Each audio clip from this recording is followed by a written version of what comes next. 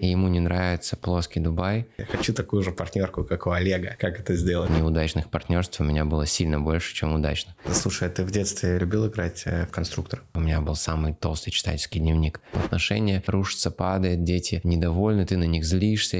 Всем привет, дорогие слушатели BeHomes. Сегодня у нас в гостях интересный гость Олег. Привет, Олег. Привет. Спасибо, что пришел сегодня к нам в гости. Олег, основатель международной сети Whitewell. Да, то есть это 4 или 5 стран на данный момент. У тебя интересная большая аудитория, тщательно подобранные бизнес-процессы. Классно, что делишься этим для нас. Спасибо. Будет интересно сегодня пообщаться об этом подробнее. Давай. Да, здорово. Я давно наблюдаю за тобой, знаешь, то есть растем параллельно, и, возможно, еще помню то время, когда были времена там бизнес-молодости, у тебя в то время были бизнес-разборы, и если заглянуть в то время, то есть это еще было, я так понимаю, до компании с финансовыми партнерами и так далее, да, то есть... Финансовые партнеры вместе с бизнес-молодостью начинались, то есть я пошел учиться, потому что строил компанию, мне нужны были знания, и поэтому я и пошел на курсы. А потом за несколько лет, пока мы развивались, я сам стал в том числе делиться своим опытом с другими предпринимателями. Да, интересно. И вот в то время, когда ты делился опытом, остались ли у тебя какие-то части знакомых с того времени, то есть которые выросли с тобой до какого-то там для них также значимого уровня? Михаил Дашкиев стал моим приятелем, и мы с ним общаемся, видимся всегда с удовольствием. И Петя Осипов, который вел тогда бизнес-молодость, тоже периодически попадает в мою жизнь. Косенко, с которым мы тогда двигались, у него тогда был офлайн бизнес. Сейчас, как я понимаю, он такой классический бизнес уже не ведет. Но, в общем, стал популярным блогером. А Дима Портнягин, который с нами там тоже двигался вместе параллельно, вроде как сейчас в Дубае активно распаковывает свои классические бизнесы, аренду автомобилей, бани, барбершопы, то есть очень даже понятная история, как бы к ним ни относились. Да, но это круто, что окружение растет так же быстро, потому что по себе могу сказать, что когда переезжаешь из страны в страну, не всегда можешь увидеть такую же обратную связь от близких, да, с кем начинал. То есть большинство людей, возможно, могут оставаться на каких-то более спокойных позициях, да, без каких-то резких или, в принципе, изменений в жизни. А круто, что в целом все, кого ты назвал, они действительно меняют свою жизнь. Ну, это я назвал каких-то более-менее известных аудиторий людей. Понятно, что если я скажу, что вот был Леша, который занимался печами, и он там вырос в 2 раза, люди не знают его, и им это не даст ценности, поэтому я назвал как-то более-менее заметных в медийном поле людей, хотя кто-то их не считает предпринимателями. А если посмотреть на компанию «Финансовые партнеры», само слово «финансовые партнеры» имеет основное слово «партнеры». И вот мне интересно, что ты закладываешь в это слово «партнеры» и как ты относишься к выбору партнеров и что можешь посоветовать? У меня, если весь мой опыт партнерства проанализировать, он больше отрицательный, чем положительный. То есть неудачных партнерств у меня было сильно больше, чем удачных. Даже так скажу, что пока что у меня нету подтвержденного опыта удачных партнерств, в котором я бы заработал много денег. В основном мой первый бизнес «Финансовые партнеры» как раз он был в партнерстве с Ваней Мельниковым, с которым мы вместе двигались 5 лет, потом разошлись. Но мы не стали долларовыми миллионерами, но заработали какие-то деньги для того, чтобы нормально и интересно жить. Потом я работал над открытием Whitewell вместе с Федей, и мы разошлись через 3 месяца, потому что ему перестало быть это интересно, а я выкупил его долю и дальше продолжил строить компанию. Сейчас у меня есть партнерство по The Game, это компьютерный клуб в Дубае, который мы открыли с Антоном и с Алексеем. Это 2 партнера, один финансовый, второй операционный. Я здесь как идейный организатор такой всех собрал, в общем, как комбинатор, я бы так сказал. И за это получил долю в проекте. И в том числе денег вложил тоже. Посмотрим, к чему это приведет. Проекту только 4 месяца. Пока что он набирает силы, и непонятно, во что выльется и вырастет. Но если говорить по партнерству, то это не моя история, потому что я тяну одеяло на себя, и я хочу сам все делать в тех бизнесах, которые основные. А если я бы выступал как инвестор, что я сейчас не делаю, то, наверное, партнерство было бы разумной формой организации бизнеса для меня. Но именно когда мы равноправные участники бизнес-процессов, и когда мы там делим между собой обязанности, мне такое не нравится. Мне проще взять команду топ-менеджеров, самому все организовать, построить, дать им задачи и дальше оставаться стопроцентным владельцем компании. Но я знаю, что есть абсолютно другие способы организации бизнеса. Мне просто вот эта модель единоличного такого авторитарного правления нравится больше, чем с кем-то работать. Да, интересно. Но при этом вся моя команда — это мои партнеры, потому что мы делим прибыль и выручку. С кем-то в большей пропорции, с кем-то меньше. Руководители могут 5% от товарооборота получать, а брокер может и 50 получить, половину. И в совокупности просто у меня 100 брокеров, и каждый из них получает больше, чем я, но вместе у меня получается в сумме всех этих сделок получается больше. Да, интересно. А если детальнее рассмотреть партнерство, да, то есть ты правильно сказал, что это вся твоя команда, и общее количество партнеров на данный момент, наверное, исчисляется тысячами, да, то есть если... У нас есть еще партнеры, которые нам передают клиентов. Это внешние партнеры. Вот только что я ехал на сделку, вернее, сюда на подкаст, и у нас была координация, я был в Zoom в машине, и мой руководитель загородного департамента говорит: мы закрыли сделку на 1 400 000 000 рублей. Это 15 миллионов долларов. И спасибо партнерскому департаменту за то, что передали нам клиента. А партнерский департамент пришел брокер из регионального города и сказал: у меня есть очень крутой покупатель, хочет в Москве купить дом за городом. И вот мы сработали в этой сделке. Получится следующее. У нас есть 100% вознаграждения, 30% заберет себе брокер, который привел клиента, наш партнер. 30% заберет себе брокер, который закрыл сделку, тоже мой партнер. 5% получит руководитель, который полностью контролирует все это. Еще какой-то процент получит партнерский департамент за то, что они все это организовали. И в итоге у нас останется там 15-20%. Да. Вот. Все заработают больше меня, но я не сопротивляюсь этому. Ну, это, наоборот, позитивный такой шаг в сторону общества, открытости. И на самом деле ты являешься таким, знаешь, родоначальником этого направления, то есть трендсеттером, да, в области real estate, потому что у тебя старт этой партнерской программы начался с Российской Федерации, да, то есть я активно начал помогать расти, возможно, там, Лондону, да, дубайскому направлению также. И те, кто находится здесь теперь, они прям смотрят и говорят: блин, я хочу такую же партнерку, как у Олега. Как это сделать? Ну, для этого нужно в России. У нас же в основном партнеры все из России, и поэтому надо в России иметь сильное представительство, бренд-репутацию, а ни у кого из местных компаний этого нет. Поэтому, конечно, они нам доверяют, потому что мы там, у нас есть офисы, у нас есть люди, с нами можно поговорить, а не просто куда-то пулять кому-то клиента.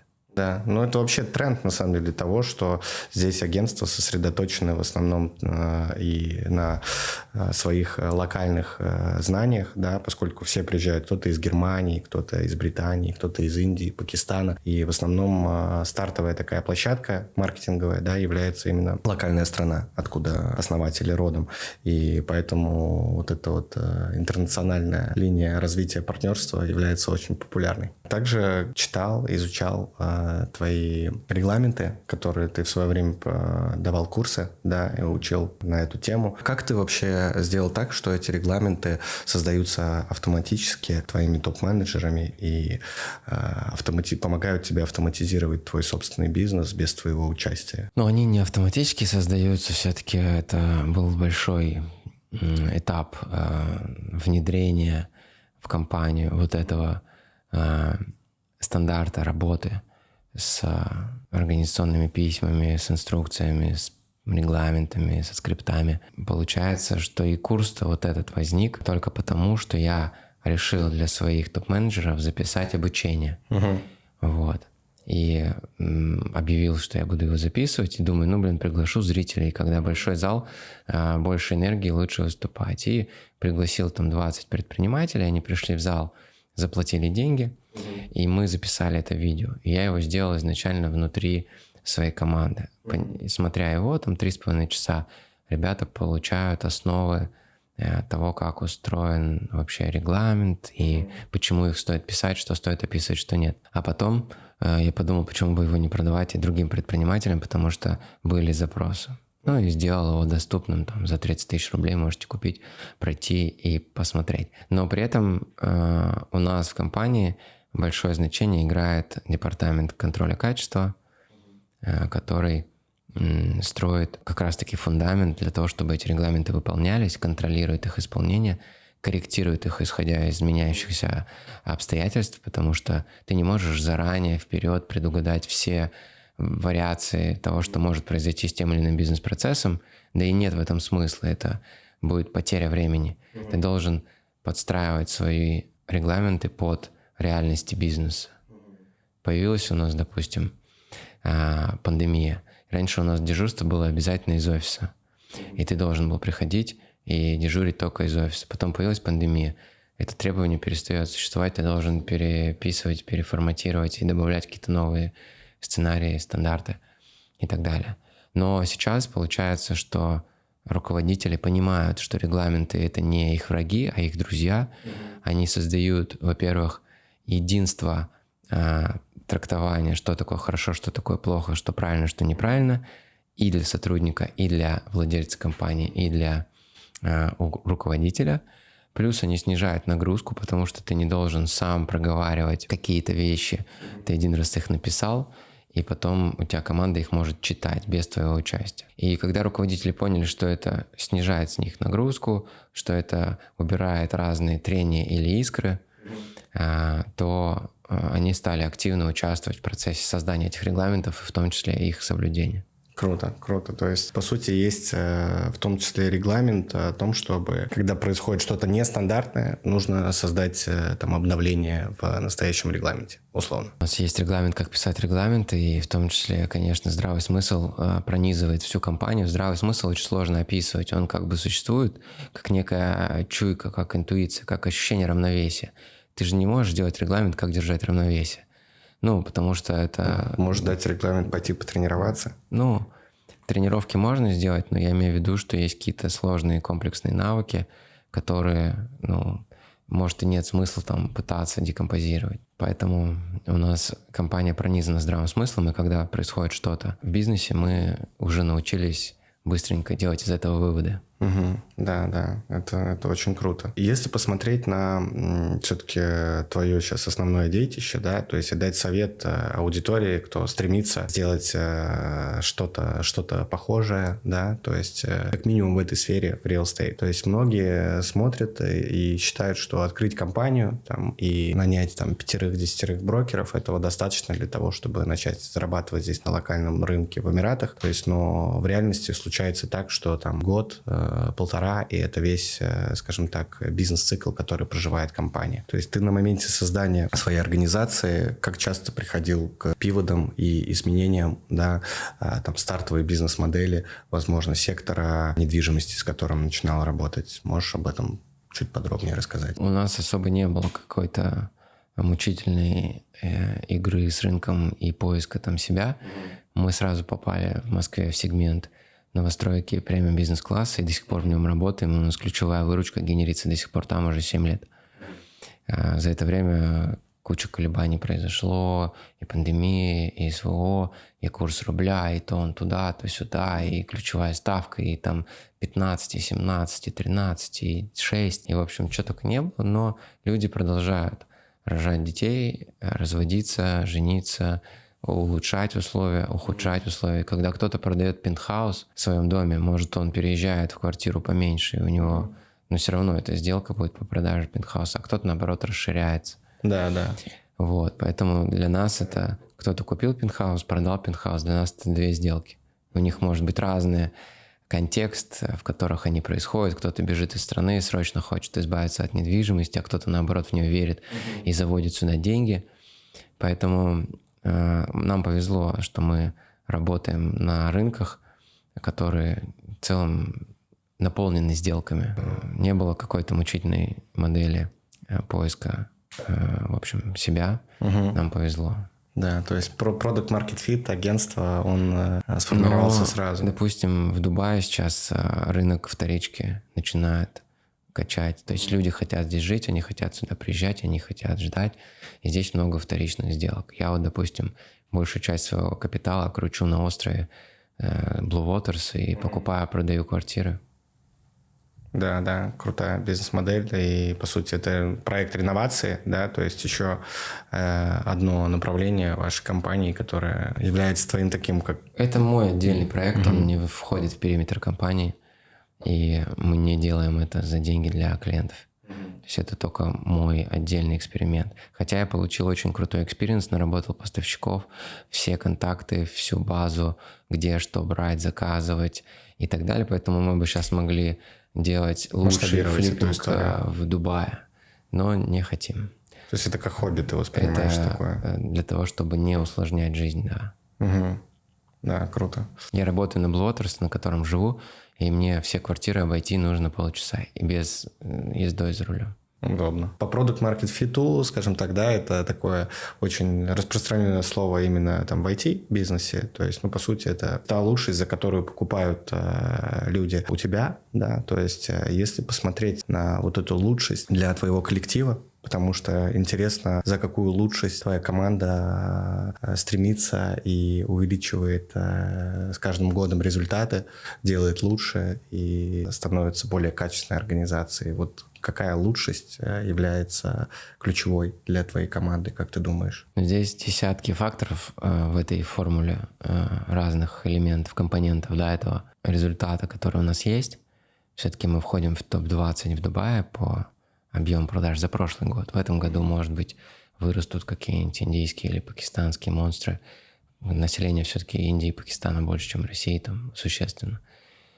Поэтому, в Индии в 10 раз, а в Пакистане там почти в 1,5 раза. Нет, в итоге я к чему?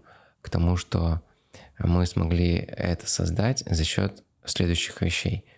У нас очень долго люди работают, не уходят, потому что у нас классная атмосфера, нет токсичности в команде. То есть мы всех сотрудников набираем через HR-сканер, всех тестируем, и в том числе у нас есть индикатор позитивности.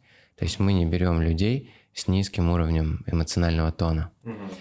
Получается, что все люди в команде более-менее позитивно смотрят на эту жизнь и на работу тоже. То есть у нас нет такой тяжелой, гнетущей атмосферы, мы умеем праздновать, мы умеем радоваться, когда закрывают сделки твои коллеги. И у нас нет такого, что кто-то продал, и все сидят такие на него злятся, знаешь, типа, вот собака там наторговала. Больше меня, да. Да, у нас ребята научились радоваться, и это большая редкость для рынка. Поддерживать друг друга. Да, внутри мы каждую сделку отмечаем, в каждую сделку в компании, хотя их может быть 200 в месяц. Отмечаем как минимум поздравления в общем чате. И первое — это то, что у нас очень слаженная, крутая команда. У нас за 2,5 года мы попрощались только с одним руководителем, а их несколько десятков. Это топ-менеджеры, которые нашли себя, верят в команду, верят в атмосферу, в продукт и продолжают работать вместе со мной. А вторая история — то, что у нас достаточно большие стандарты эстетики. Мы заставляем делать красиво. Я не разрешаю делать дерьмо в компании. У нас это запрещено на уровне регламента и здравого смысла. Я как арт-директор даю исчерпывающую обратную связь ребятам, чтобы они не делали дерьмо. Раньше больше давал, сейчас практически не даю уже, потому что мы откалибровались. У нас очень эффективно. Деньги — это как кровь в бизнесе, финансовые потоки. Они пронизывают всю структуру компании, и там, где нет денег, там, где не течет быстро, не движется вот эта энергия денежная, там происходят тромбы, застои, спазмы. Поэтому мы всегда быстро платим партнерам, быстро платим команде, у нас нет долгов. Мы финансово-операционно эффективны, и финансово-управленческий учет, в том числе у нас довольные учредители и владельцы компании в виде меня, потому что они получают постоянные доходы от компании. И это тоже важная составляющая, да, это финансовая операционная эффективность. У нас очень мощный маркетинг. Помимо эстетики мы еще и понимаем, где рыбачить, в каких озерах, на какую наживку. Потому что если ты закидываешь в лужу даже самый дорогой спиннинг, то вероятность поймать рыбу низкая. Или ты, если рыбачишь просто на булавку без наживки в океане, то тоже мало кто клюнет, да. Хотя иногда бывает, что какая-нибудь рыба случайно зацепится, и ты начинаешь воспринимать это как модель, которую можно дублицировать, но это была случайность. И так далее. То есть у нас классные офисы, нам везет, что у нас не очень сильные конкуренты где-нибудь в Москве, например, и так далее. Да, интересно. Ну, то есть основной все-таки получается лучшесть, да, коллектива, за счет чего он растет. Комбинации факторов. Комбинация факторов в ключевое значение и позитив. У нас есть праздники. То есть у нас в компании есть традиция праздновать Новый год. Я сейчас оплатил Ивана Абрамова, мне нравится его юмор интеллектуальный. Оплатил Дороха. Мне кажется, что команде понравится его юмор. Вот. И у нас будет новогодняя вечеринка в Москве. Мы сейчас выбираем, с кем мы будем праздновать новогоднюю вечеринку в Дубае, кого мы позовем из артистов. И у нас летние вечеринки классные, у нас есть ужины, у нас есть путешествия совместные с командой. Все это создает вот это ядро притяжения людей, которые не хотят уходить из Whiteville. У нас построено все на честности, у нас все построено на правилах, которые прописаны, нет какой-то двойной системы стандартов, что вот этого мы любим, а этого не любим. Вот этому можно, а этому нельзя. То есть у нас справедливость, честность, эффективность, все, наверное, вещи, которые присущи любой адекватной компании, которая процветает и преуспевает в этом мире. Да, интересное направление. Причем, что я не сказал, никакого откровения сейчас, то есть все примерно понимают, что так должно быть. Но построить это все, на это нужно было несколько лет. Несколько лет, да, уже больше 5 лет, да, то есть нам исполнилось летом 7. 7 лет, больше 7 лет уже общее количество компаний. Крутой реальный результат. Слушай, а если посмотреть с точки зрения личности человека, то есть часто вопрос там для тех же новых брокеров, да, или люди часто выбирают для себя какую-то новую сферу жизни. Как ты считаешь сферу деятельности? Как ты считаешь, сколько нужно времени человеку для того, чтобы стать, например, профессионалом, да, а после этого прокачаться и стать экспертом, то есть прям вообще профи? Какие временные периоды? Ну, вообще у нас, допустим, для того, чтобы неплохо и уверенно говорить, нужно знать город. У нас объектом продажи является город. Ты продаешь идею жить в Москве, либо жить в Дубае, либо в Абу-Даби. И город — это такая сложная система с разными слоями. Там есть слой обучения, например, школы, вузы, университеты. Там есть слой транспорта, например, метро, парковки, пользование личным автомобилем. Если человек не жил в городе, у него может не быть понимания, где трафик, где пробки и так далее. Есть слой отдыха, развлечений, ресторанов, гедонизма в том числе, да, где там классно с точки зрения времяпрепровождения. Я понимаю, почему люди на Blue Waters покупают, почему я сам там живу. У нас на 950 квартир 50 ресторанов, потому что туда приезжают люди из других локаций, а нам можно пешочком, не садясь за руль, пойти прогуляться. 50 ресторанов только на острове, плюс свой пляж, один из лучших в Дубае, куча бич-клабов, спа, салоны красоты, барбершоп. То есть очень крутая инфраструктура пешей доступности, потому что в том же Бизнес-Бэй тебе везде придется ехать. В даунтауне там ты все время находишься внутри помещений и ходишь по каким-то лабиринтам либо галереям, потому что там вся инфраструктура находится внутри Дубай-молла и там, и так далее. То есть это чуть-чуть другой вайб. Город. Жить в городе среди зелени, у моря, либо жить в даунтауне среди вот этих современных небоскребов. Да. Есть любители, конечно, и того образа жизни. У нас некоторые брокеры живут в даунтауне и не хотят к морю, потому что море — это влажность, это запах, это, в общем, своя атмосфера. А есть очень много людей, кто мечтал жить у моря, и смотреть на него, конечно, всем нравится. Это УТП море. На него классно смотреть. Хорошо. Но купаться в нем не классно. Я, допустим, не люблю морскую воду соленую, мне нравится в бассейне. Кто-то обожает. В общем, это все чаши. В зависимости от времени года или у тебя прям... Да вообще в целом. Просто Дубай немножко жарковато, а летом бассейны купаться приятнее. в море. чище, аккуратней. Так все-таки, если вернуться к вот именно там экспертности для людей... Да, брокер должен знать город, сколько нужно времени, чтобы город изучить. Если ты в нем никогда не жил, пару месяцев минимум, ну, такой интенсивной работы. Брокер должен знать продукт помимо города.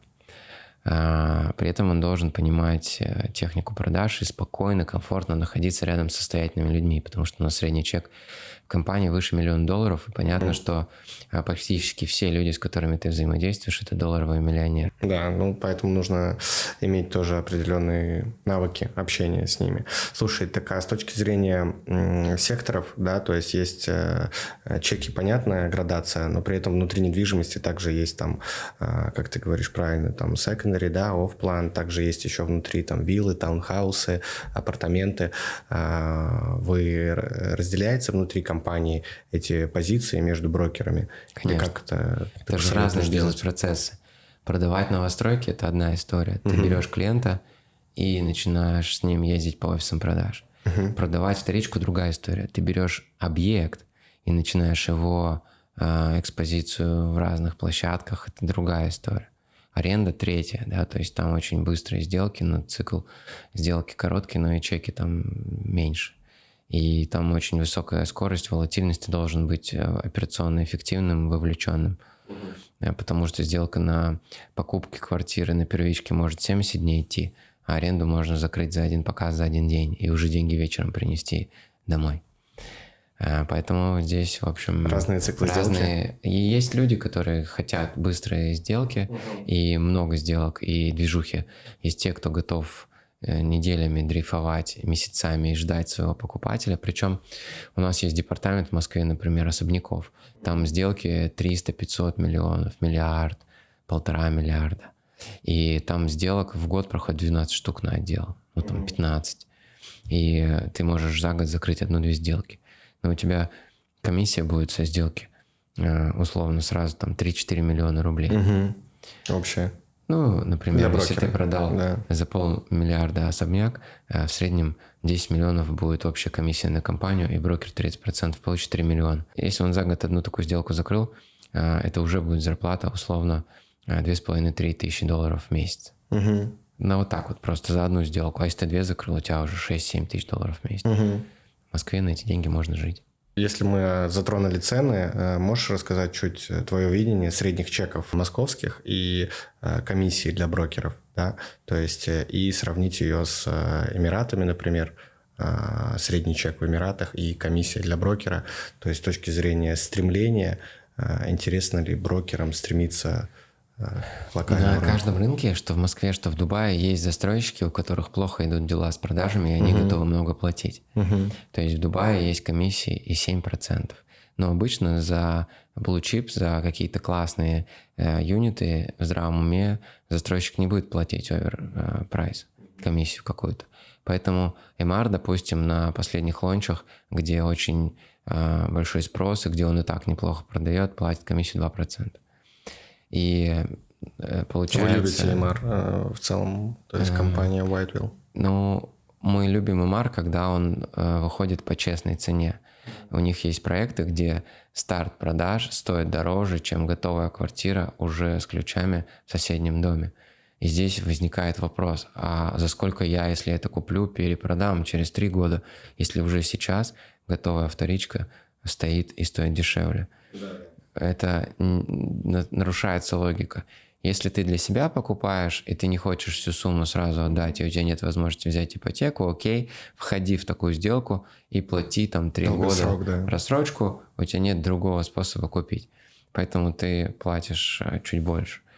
Ну, как бы проценты получаются за пользование деньгами, заложенные в стоимость квартиры. Вернемся к комиссиям и к ценам. В Москве сейчас в среднем застройщики платят 3%. В ультрадорогом сегменте 4%, иногда 5%. Ну, средняя комиссия у нас по компании за прошлый год, я смотрел, была 3,2%. 3,2%. В Дубае у нас средняя комиссия тоже примерно в районе 3-4%. То есть оно... Но есть такое понятие, как прогрессивная шкала. То есть, например, в той же Шобе, чем больше мы продаем, или в том же Дамаке, тем больше нам платят за каждую сделку. Поэтому, если мы выполняем товарооборот, у нас может в 2 раза комиссия вырасти, от 3 до 6%, например. Но это мы очень много сгенерировали бизнеса застройщику, и он за это платит нам экстра вознаграждение. Поэтому я бы сейчас не сказал, что есть какая-то ключевая разница между размером комиссии в Москве и в Дубае. При текущем курсе доллара Дубай стал чуть дороже Москвы. Но когда доллар был в районе 70 рублей за рубль, вернее за доллар, то у нас Москва была дороже Дубая. При том, что в Дубае все квартиры с отделкой и с машиноместом. И в каждом доме есть бассейн и тренажерный зал, который входит в общую инфраструктуру. Ты не должен покупать какой-то абонемент, только платишь за эксплуатацию и сервис-чардж. Вот такая история. Поэтому, когда сравнивали в лоб квадратный метр в Москве и в Дубае, обычно сравнивали не релевантные метры. Это были разные метры. Разная точка города, да, то есть и уровень жизни внутри. В том числе. В Дубае ты можешь там купить за $1 миллион квартиру с видом на море, и с отделкой, и с машиноместом. В Москве тоже, но ты знаешь, что интересно, что в Дубае самые просторные квартиры в мире. С точки зрения на тип апартаментов? Исследования, они проанализировали 25 крупнейших мегаполисов в мире, включая Дубай, Москву, там, Нью-Йорк, Лондон, Гонконг, и нашли закономерность. Они анализировали все транзакции и нашли, в том числе, если у тебя есть количество сделок и общий объем, то ты можешь посчитать, сколько метров было продано. Ну, понимаешь, да? Да. Поделить, посчитать. В общем, у тебя есть обычно еще общее количество метров проданных, реализованных, общая площадь квартиры. Ты можешь высчитать среднюю стоимость сделки, среднюю площадь квартиры. И получилось, что в Дубае самые просторные объекты недвижимости. Но взять тот же Blue Waters, у нас однушки начинаются от 100 метров. Это с одной спальней. А в Москве это будет 3 bedroom, то есть там будет 3 спальни. И качество жизни, конечно, именно внутри пространства будет отличаться, потому что на том же Blue Waters у тебя обязательно есть гостевой туалет. Это как золотой стандарт. В Москве сейчас тоже почти все планировки его содержат. Но у меня в каждой спальне будет свой душ и свой санузел внутри спальни, так что я не выхожу в коридор или в общие зоны и не пересекаюсь с другими потоками. Это называется мастер-сьют. Или вообще сьют. Мастер-блок там будет еще с гардеробной. И еще много есть зон, где есть зона для няни, например, с отдельным входом. В Москве такое только в самом дорогом сегменте, где цена метра будет порядка 30, 35, 40 тысяч долларов за метр. В Дубае же ты можешь получить такое и при цене 15 тысяч долларов за метр. Качество планировок лучше. Более просторные квартиры, большие гостиные.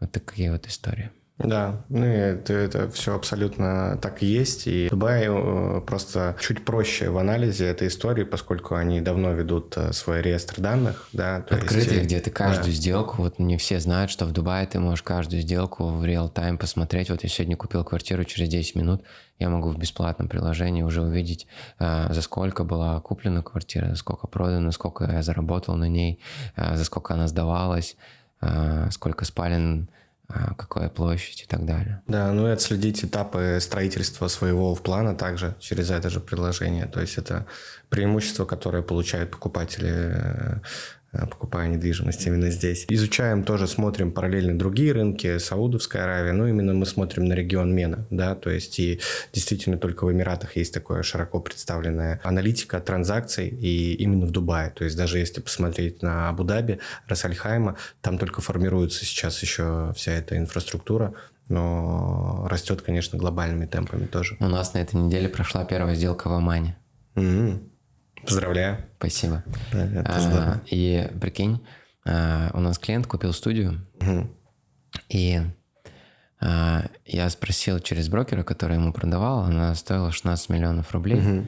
Ну, это типа там порядка 160 тысяч долларов. И я спросил, почему клиент купил не Арабские Эмираты, а Оман. И он написал несколько интересных, неочевидных вещей. Во-первых, он сказал, что в Омане гористая местность, и ему не нравится плоский Дубай, ему нравятся холмы и вот эта атмосфера. Второе, он сказал, что в Омане Индийский океан и вот этот Оманский залив, он выходит в океан, а в Дубае Персидский залив, он как бы в бухте находится, и получается, что энергия типа воды другая. Неочевидная, интересная вещь. Потом он сказал, что ему нравится та архитектура в том доме, который он выбрал, потому что они не пытаются, как Дубай сейчас, быть из стекла и бетона, а они сохраняют вот эту атмосферу арабских сказок из «Тысяча одна ночь», «Аладдин», и как-то с уважением относятся вот к этой арабской культуре, которая в Дубае смотрится не всегда классно, а там, в общем, очень даже органично получилось. И он перечислил десяток таких вот типа маленьких вещей. Потом он говорит, цены сильно ниже, чем в Дубае, качество жизни не хуже, уровень безопасности примерно такой же. При этом там не так много видов развлечений, но зато нет столько туристов, нет такой как бы, перенасыщения, да, и такой движухи. И вот поэтому человек проголосовал за Оман. Кстати, если думаете в Оман инвестировать, пишите мне в любой соцсети, я вас соединю с нашей командой, у нас там есть уже брокер.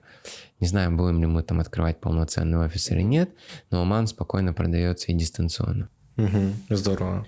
Поздравляю с расширением. Ну да, потому команды. что в Дубае все-таки у нас сейчас цены начинаются от 20 миллионов рублей, а в Омане можно купить дешевле, процентов на 20-25.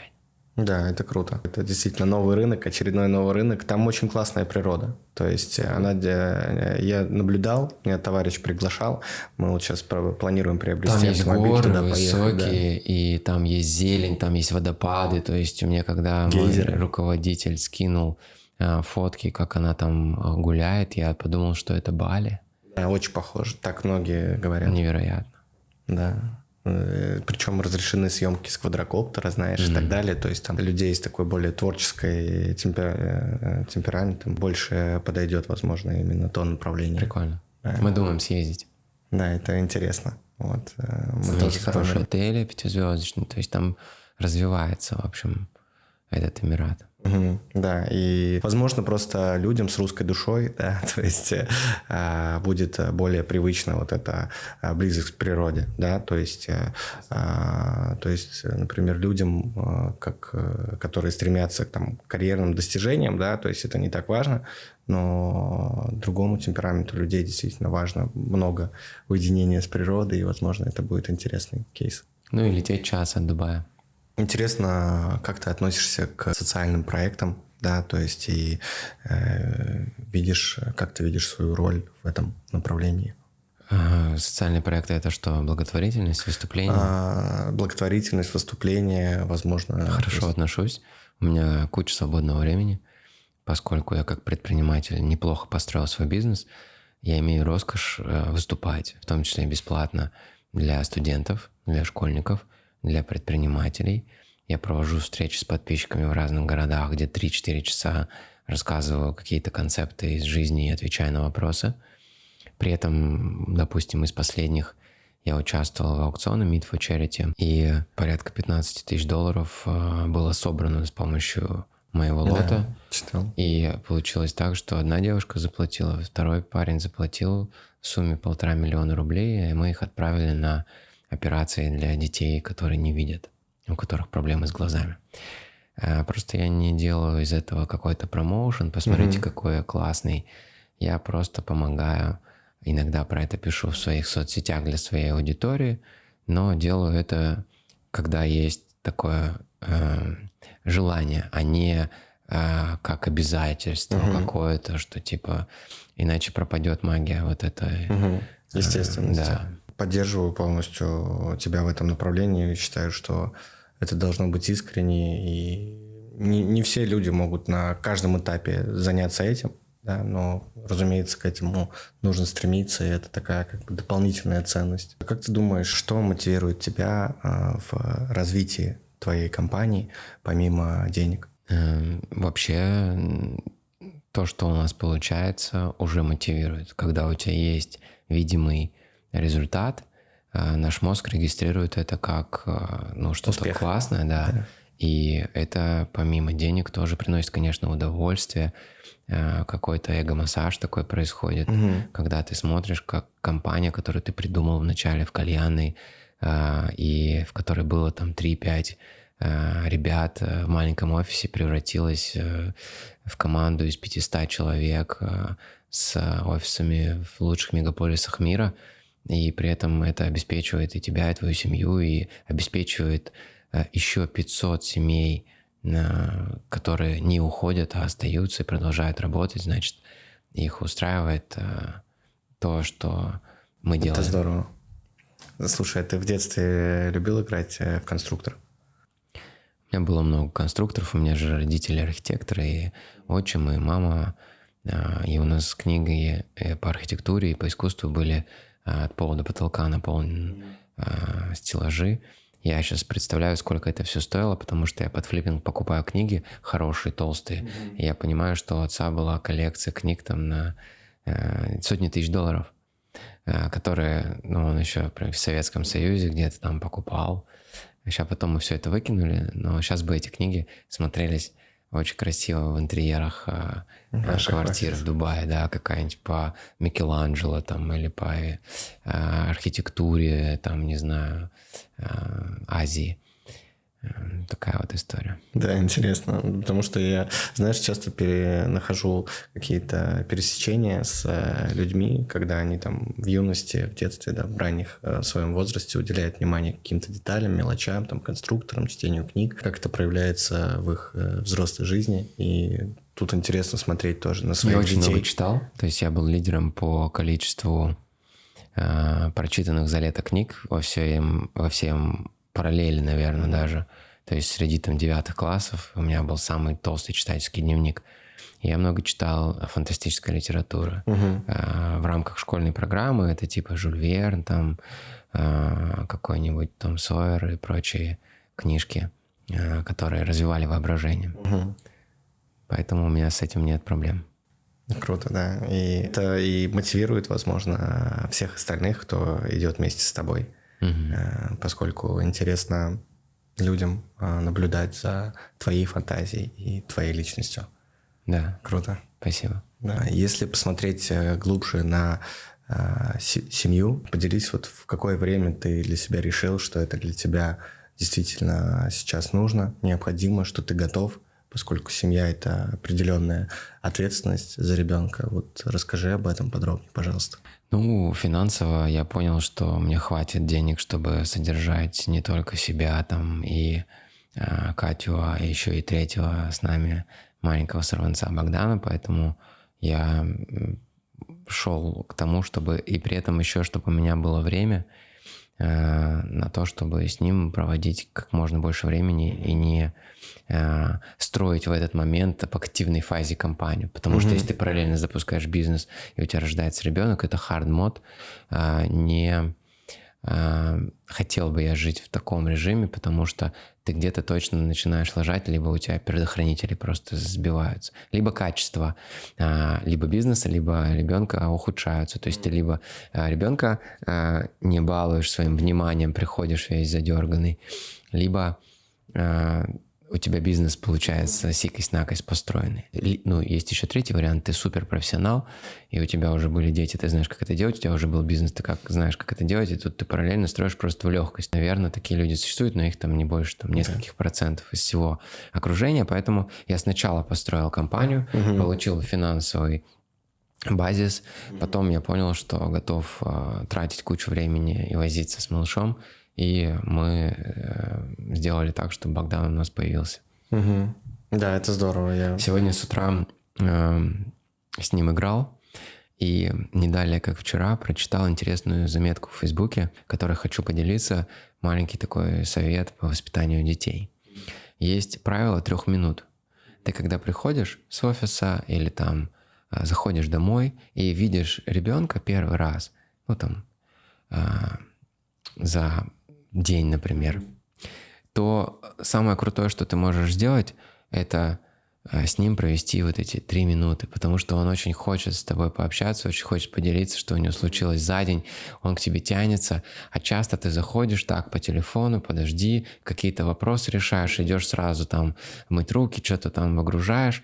И вот я понял, что я хочу дарить первые 3 минуты, когда я захожу домой, сыну, чтобы я там наклонился с ним, поболтал, спросил, как у него день, что он делал. Он это все рассказывает, разряжается, и дальше ты уже можешь пойти, делать звонки, там типа делать свои дела. И вот я сейчас стал это практиковать. Сегодня первый день у меня был вот этих 3-минутных таких вот подарков в сторону ребенка. Казалось бы, простая вещь, Да. но хочу это правило взять в основу, потому что я чувствовал, что у меня были моменты, когда я захожу, он радуется, папа пришел, бежит к тебе, а ты там по телефону что-то так, Богдан, привет, и уходишь к себе в комнату. Вау, а он такой стоит маленький, хотел поделиться, рассказать. Для него-то это, супер важно. Да. И, в общем, вот так вот потихонечку такими щелбанами предприниматели занятые, которые там должны балансировать между компанией и семьей, потихонечку должны все время выбирать. Я подумал, какого черта, не хочу выбирать. Построил бизнес, строю семью. Да, это очень грамотно взвешенное решение, то есть и жизнь, и душа, любовь там к женщине, да, то есть просится, возможно, сделать это раньше, да, но тут нужно иметь какой-то Слушай, нет взвешенный... же правильной стратегии. У каждого свой набор обстоятельств, своя система XY, система координат, в которой он движется, факторы, которые давят, факторы, которые помогают. У кого-то суперсемья поддержит, у кого-то много ресурсов, у кого-то нет ни семьи, ни денег, кто-то в одном городе, кто-то в другом, у кого-то образование, таланты, внешность играет значение. Все эти факторы вот так вот тык-тык-тык, и твоя траектория идет. Ты не понимаешь, как устроен мир, у тебя все меньше и меньше получается, идет по наклону, начал бухать, связался с какими-то людьми, первая кража, сидишь в тюрьме, все, game over, да. И это вот куча факторов. Хотя в одной компании сидели 2 человека, вроде в одной школе учились, вместе во дворе гуляли, но кто-то там типа так закончил, кто-то процветает. Поэтому слишком много факторов для того, чтобы это все свести к какой-то концепции. Сначала бизнес, потом семья. У меня так было. А у кого-то, может, сначала семья, потом бизнес. Потому что были ресурсы. А у кого-то и бизнес, и семья параллельно строятся, и везде получается. А у кого-то и бизнес, и семья параллельно строятся, и нигде не получается. Ни бизнес не растет, ни семья вся в трещинах, там отношения рушатся, падает, дети недовольны, ты на них злишься, и еще и с собой не можешь сладить. Поэтому и все сценарии существуют параллельно на одной лестничной клетке. В доме могут жить люди всех 3-4 сценариях жизни, понимаешь? Да. Действительно, так оно и есть. Олег, как думаешь, тебе было бы интересно? Что ты думаешь вообще о SaaS-решениях, да, с точки зрения... Мы так от семьи к бизнесу обратно перешли. Что ты думаешь с точки зрения SaaS-решений в недвижимости, с точки зрения диджитализации этого направления? Как ты думаешь, насколько это вообще сейчас востребовано? Сколько это... суперсила твоей компании дает тебе преимущество перед всеми остальными? Ну, конечно, мы пользуемся разными сервисами. Без них сильно сложнее. По маркетингу, по аналитике, по HR, по написанию кода, по управлению процессами, трекеры разные. То есть у нас, конечно, есть там стек из 5, может быть, 7, скорее всего, 10 разных сервисов, в том числе и CRM-система, и где мы платим деньги компаниям в недвижимости, не в недвижимости. Это сейчас просто must-have для всех. С точки зрения диджитализации, вот именно, да, если посмотреть там, например, на рынок там российский и локальный, то есть это на самом деле 2 большие разницы. В России много что диджитализировано, да, то есть есть порталы целенаправленные, да, которые помогают там брокерам работать. Здесь, соответственно, это только формируется сейчас. Вот. Ну и рынок Дубая моложе, чем России, Москвы. Ну то есть ему тут сколько, десяток лет? Пару десятков лет, а в Москве есть до сих пор дома там, которым уже и под 100. 100 лет назад здесь только пустыня была. Поэтому, конечно, московский рынок более зрелый. Но мне кажется, здесь причина еще и в том, что у нас очень недорогая рабочая сила, очень крутая система образования, очень хорошая школа, быстро все внедряется, мало законодательных препонов, и поэтому здесь была благодарная почва для развития IT-инфраструктуры в целом. Плюс у нас куча референсов и свои социальные сети есть, тот же ВК, да, и онлайн-банкинг нас воспитал. Я думаю, что Сбер вырастил столько айтишников и Тинькофф тот же, которые сейчас работают как раз-таки в разных других сферах, но они создали школу вместе с Яндексом и нашими вот Mail.ru и так далее, вот этими холдингами. Они в профессию привели тысячи человек, которые сейчас являются вот этим IT-ядром. Они, конечно, многие сейчас разъехались, потому что их вспугнули, и им что-то там не нравилось по тональности того, что происходит. Но я считаю, что у нас просто была недорогая рабочая сила, очень крутого класса и образования. И они создали этот продукт. А в арабском мире такого не было. Не было такой системы образования, не было такого потенциала человеческого и такой необходимости и нужды в этом в том числе. Поэтому с точки зрения интерфейсов, с точки зрения визуального слоя сайтов и так далее, наши сервисы и проекты просто конфетка. Здесь, с удовольствием хантят русских айтишников, Абу-Даби, фонды, Дубай, засасывают в себя этих ребят, но нужно время, чтобы это все превратилось в конкретные сервисы. Да, здесь на самом деле с точки зрения IT есть два таких основных кластера, да, то есть там в Дубае DAFC, а в Абу-Даби ATGM. Вот, и они являются самыми сильными с точки зрения своего внутренней инфраструктуры, британского права внутри, да, что открывая там компанию там, работая там, то есть можно работать со всем миром и быть открытым. То есть и интересная еще история, что для бизнеса, да, то есть они дают обязательства, что они не будут брать налог с владельцев в течение 50 лет.